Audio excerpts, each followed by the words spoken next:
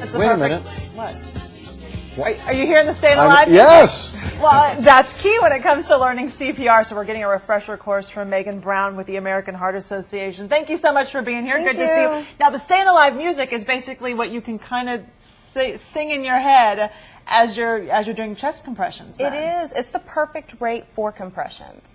Which is about 100 beats per minute. Is that right? It is. Yeah. We recommend between 100 and 120. Okay. Okay. And the American Heart Association is also getting away. It's calling it hands only now, right? It is. For the most part. For the most part. Right. It's not what we teach, but for the public who may be intimidated with mouth to mouth, we teach hands only because any CPR is better than no CPR. Right, and it buys you some time after you've called 911. Absolutely. Right. Yeah, and infants and children are different from adults then, right? It is. You would perform a certain technique for infants up to 1 year. Uh-huh.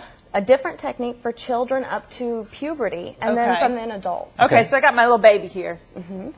So what you would do with the infant is take your 2 fingers. 2 fingers. And does it matter what 2 fingers? Is it whatever 2 fingers are strongest? Typically we teach the first 2, but it depends on what's most comfortable for you. Okay. It does get tiring. You're going to align this way. Okay, this way. Go in between the nipple line on the lower half of the breastbone and push about 1.5 inches deep.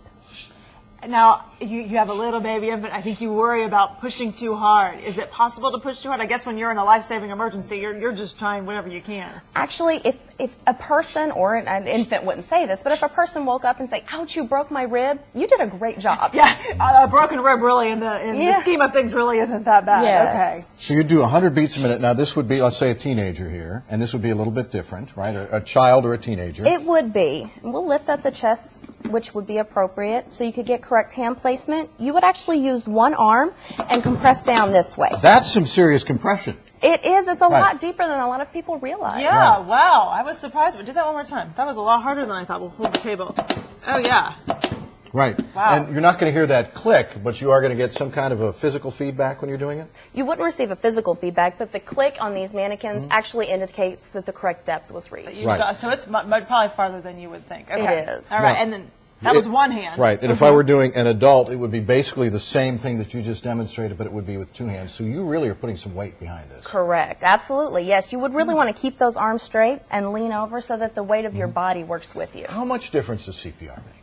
It makes an incredible difference. Out of hospital cardiac arrest, typically 90% of people do not survive. So if somebody has a heart attack out on the street, in a car, at a football game, whatever, they are 9 out of 10 are going to die. Yes. However, learning CPR can increase the odds of survival by 2 to 3 times. I mean, it makes an incredible difference.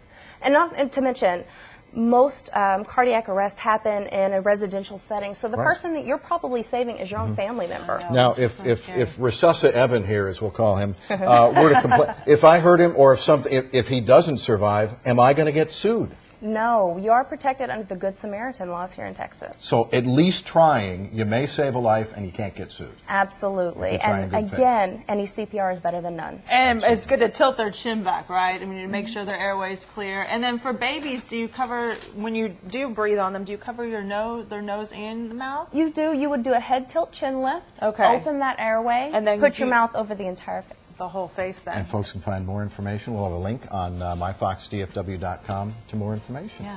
Thank you so much. Always helpful to get a good reminder, isn't it? It is.